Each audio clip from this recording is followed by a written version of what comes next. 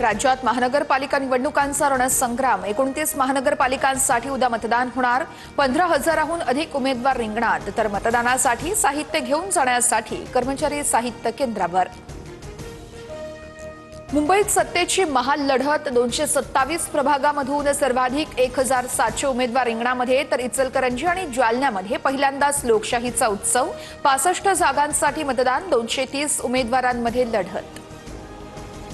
उद्धव ठाकरे राज ठाकरेंच्या भेटीसाठी रवाना, तर संजय राऊत शिवतीर्थवर दाखल। राज ठाकरे आणि उद्धव ठाकरे मुंबादेवीचं दर्शन घेणार। गोरेगावमध्ये शिंदेंचा ठाकरेंना धक्का। गोरेगाव विधानसभा संघटक दिलीप शिंदे आणि प्रमिला शिंदे यांचा शिवसेनेमध्ये पक्षप्रवेश, तर शिंदे पती पत्नीच्या भाजप प्रवेशाच्या चर्चा। मात्र ऐन वेळेस आदल्या रात्री शिंदेंच्या सेनेमध्ये पक्षप्रवेश। पनवेलमध्ये पालिकेच्या कर्मचाऱ्यांनी भाजप उमेदवारांसाठी पैसे वाटल्याचा मनसेचा आरोप। मनसे नेते योगेश चिलेंची पुरावे सादर करत पोलिसात तक्रार। पोलिसांचे चौकशीचे आदेश। चेंबूरच्या वॉर्ड क्रमांक 153 मध्ये शिंदेंच्या शिवसेनेकडून पैसे वाटल्याचा ठाकरेंच्या सेनेचा आरोप। व्हिडिओ सीसीटीव्ही कॅमेरामध्ये कैद। मीनाक्षी पाटणकर यांच्याकडून निवडणूक अधिकाऱ्यांकडे तक्रार।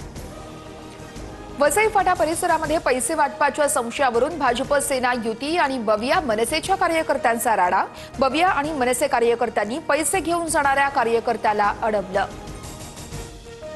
डोंबिवली प्रभाग क्रमांक 29 मध्ये पैसे वाटपाच्या आरोपावरून भाजप शिवसेना आमने सामने।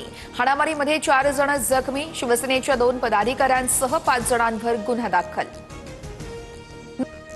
जळगावच्या मुराबाद नाक्यावरती स्थिर सर्वेक्षण पथकाची कारवाई। कारमधून सोनं आणि चांदीसह 29 लाखांची रोकड जप्त।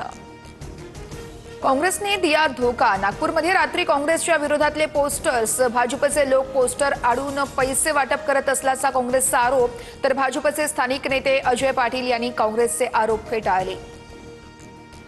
ब्लिंकिटची 10 मिनिटात डिलिव्हरीची सुविधा बंद। देशभरातील डिलिव्हरी कामगारांच्या संपानंतर केंद्र सरकारचा मोठा निर्णय। आपचे नेते राघव चड्ढा यांनी बंदी घालण्याची केली होती मागणी।